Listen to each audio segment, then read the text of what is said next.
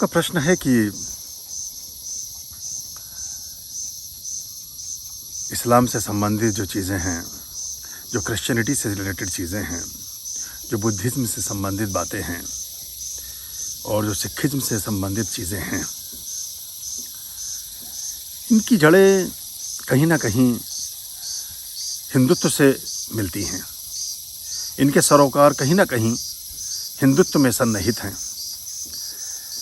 तो ये प्रश्न ही एक तरह का उत्तर है और हमें अभी क्या होगा कि इतिहास अपने आप को दोहराता है और जैसे जैसे सूचनाएं और संचार के माध्यम तीव्र होंगे, जैसे जैसे सूचना और संचार के माध्यम अधिक शक्तिशाली होंगे, जैसे जैसे सूचना और संचार के माध्यमों में एक गति आएगी और तीव्रता आएगी, वैसे वैसे ज्ञान की और सूचनाओं की भी गति में बदलाव आएगा। लोगों तक वो बातें जो पहले बहुत लंबे समय तक, बहुत लंबे अरसे तक पहुंच नहीं पाती थी, उनको मिल नहीं पाती थी, वो सुन नहीं पाते थे, वो समझ नहीं पाते थे, अब वो क्षण भर का हिस्सा है।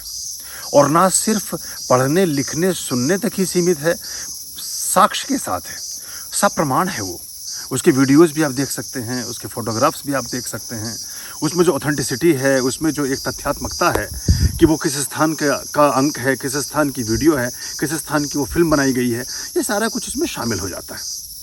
तो अब इसमें दो तरह की बातें हैं, या तो हम अपने रिजिडनेस पर अड़े रहें और जो हमने सुना, समझा, जांचा, परखा और सोचा और देखा है उस पर ही अडिग रहें, या फिर हम सत्य का अवलंबन करें।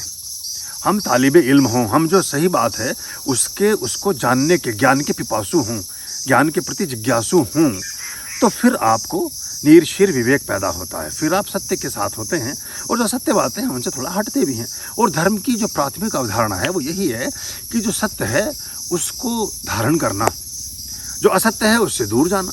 क्योंकि जो धर्म अगर असत्य की ही धुरी पर खड़ा है, जो भी धर्म असत्य की नींव पर ही टिका है, कितना ही बड़ा भव्य विशाल उसका भवन हो जाए, कितनी ही ऊंची उसकी उस प्रासाद की इमारतों की दीवारें हो जाएं, वो कभी भी स्थायी और स्थिर नहीं होगा।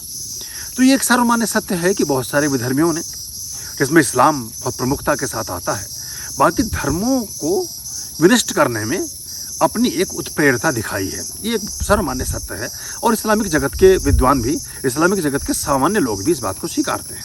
वो एक समय था, एक काल था और वो लुटेरों के रूप में ही प्रविष्ट हुए अलग अलग देशों में और सबसे पहले उन्होंने वहाँ की सभ्यता और संस्कृतियों को मिटाया और समाप्त किया, क्योंकि उनके पास में बल था, उनके पास में सारी ताकतें थी, उनके पास में सब कुछ था। लेकिन उनका माध्यम कोई अपने धर्म की प्रतिष्ठा करना नहीं था। हमें ये समझना पड़ेगा एक्चुअली, ये लेकर, इस बात को लेकर कि हम चाहे ज्ञान व्यापी की बात हो, बनारस से संबंधित या और स्थानों की बातें हों, इसमें हमें ये समझना पड़ेगा कि उनका जो मूल उद्देश्य था वो अपने धर्म के जो प्रतीक हैं, अपने धर्म के जो उनके स्थान हैं, अपने धर्म में जो पूजा पाठ के स्थल हैं, उनकी स्थापना का उद्देश्य तो बहुत कम था। दूसरे धर्मों की प्रचलित मान्यताओं को ध्वंस करने का उद्देश्य सर्वोपरि था। क्योंकि अगर वो करते तो वो तो कितनी आबादी थी हमारे देश की उस समय, कुछ भी नहीं थी। हम सिर्फ 1-2-3 करोड़ की आबादी में रहे होंगे 400 साल पहले, क्योंकि जब देश आज़ाद हुआ उसी समय हम 33 करोड़ थे, 34 करोड़ थे। हम 1-2 करोड़ की आबादी के मुल्क रहे होंगे, सारा देश खाली ही खाली था।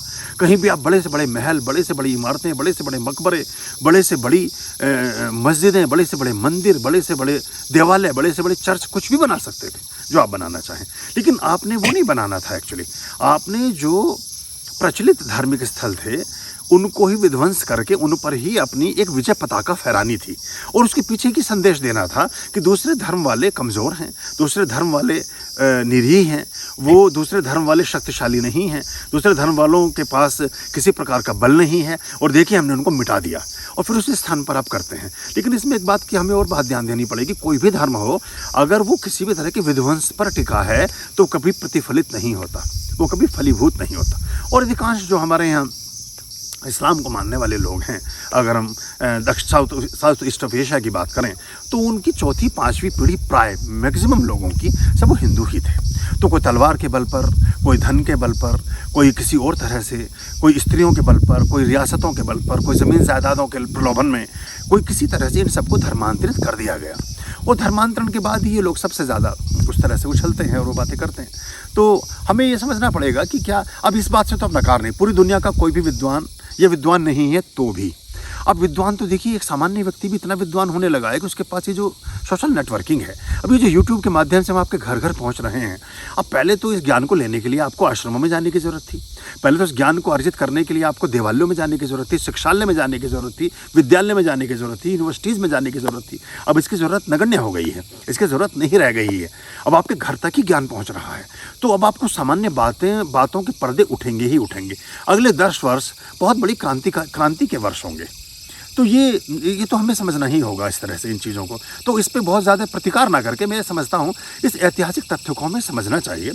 और इतिहास अपनी भूलों को दोहराता है, हमें आगे के लिए ऐसी भूलें ना हो उसके प्रति सजग होना चाहिए। क्योंकि सिर्फ समस्याओं को गिनाने से बात नहीं बनती। और तो जिस चीज़ की तरफ हम करते हैं कि आपको शास्त्र पर भी ध्यान देना होगा और आपको शस्त्र पर भी ध्यान देना होगा। हाल का वो युग नहीं है कि आपको जाकर के लाठी तमंचे तलवार और बंदूकों से क्या लड़ाई लड़नी है। अब वो समय भी चला गया। तो बल आपको बौद्धिक बल भी, शारीरिक बल भी, आपको संगठन का बल भी, आपको एकता का बल भी। ये जो बहुत सारे मतांतर में बटे हुए हैं, हम कहते हैं आर्यम सिंधु हम सब हिंदू, इन मतांतरों से ऊपर उठना पड़ेगा। तुम बनिए, तुम राजपूत, तुम शूद्र, तुम ब्राह्मण, तुम वैश्य, तुम ये, तुम वो, तुम फिर तुम बिहारी और तुम साउथ इंडियन और तुम नॉर्थ ईस्टियन और तुम हिमाचली और तुम गढ़वाली, ये इस सबसे ऊपर उठना पड़ेगा हमें। इस सबको खत्म करना पड़ेगा हमें। और हमें हिंदू मतलब सिंधु और सिंधु मतलब एक। तो आपको एकता के साथ अगर आप रहेंगे, अगर हम पहले भी एक रहे होते तो ये सब नहीं होता। इतनी ऐसी बात नहीं थी। हम करोड़ों की संख्या में तब भी थे ही, तब तो कोई धर्म ही नहीं था दुनिया में। ना क्रिश्चियनिटी थी जब ये ध्वंस शुरू हुआ, ना इस्लाम था, ना जरथुस्ती थे। जैनी और बुद्धिस्ट होने का तो कोई प्रश्न ही पैदा नहीं होता। और जो बाकी पूजा पाठ की पद्धतियां बाद में आईं, इन सब का भी कोई प्रश्न पैदा नहीं होता। तो हम ही तो थे। तो कौन था जिसने हम सब के बीच आकर के इस तरह से हमें पराजित किया? इस तरफ अगर आप विचार कर सकें तो अधिक अच्छा होगा। तो ये हमें, ताकि हम उन भूलों से बचें और उन चीज़ों को समझ पाएँ। और दूसरे धर्म के लोगों को भी ये बात समझनी चाहिए कि जिस चीज़ के, देखिए पूजा पाठ क्या है, काइंड ऑफ वर्शिप क्या है, आपकी जो भगवान के प्रति प्रार्थना की जो मन स्थिति है वो शुद्धता पर टिकी है, पवित्रता पर टिकी है, वो एक लयता पर टिकी है, अनन्यता पर टिकी है। रसो वैसा एक ही धर्म, एक रस, कहते हैं ना एक ओंकार सतनाम, एक ही तत्व पर टिकी है, एक ही ईश्वर अल्लाह जो भी उसको नाम दे उस पर टिकी है। और वो टिका है सत्य पर और पवित्रता पर। तो सत्य और पवित्रता तो तभी खंडित हो जाती है जब आप बहुत सारे मानवीय मूल्यों का ह्रास करते हैं, जब आप मानवीय मूल्यों को रौंदते हुए आगे बढ़ना चाहते हैं, जब आप दूसरे लोगों के मुंडियाँ उतार करके उस जगह उनके लहू से, उनके खून से आप गारा बना करके अपनी किसी इमारत का स्थान निर्मित करना चाहते हैं, वहाँ पर की गई प्रार्थना कभी भी स्वीकृत नहीं होगी।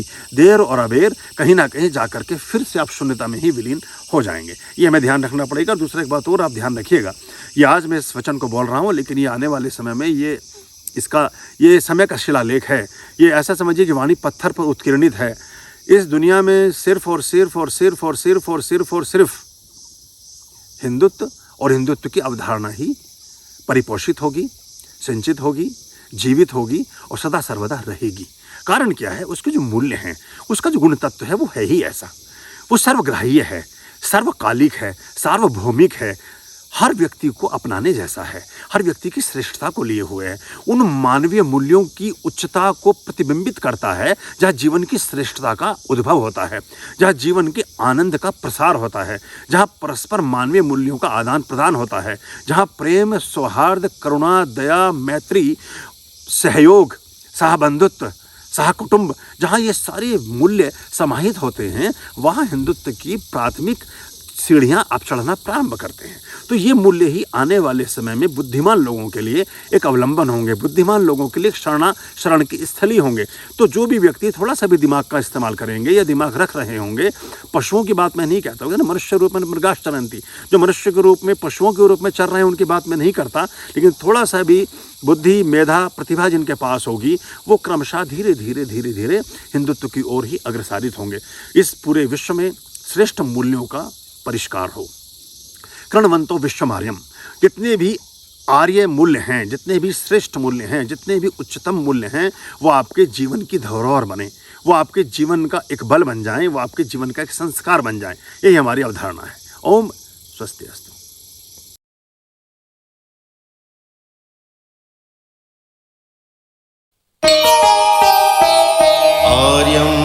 शरणं शुभमस्तु, संभो करणम् अरमस्तु।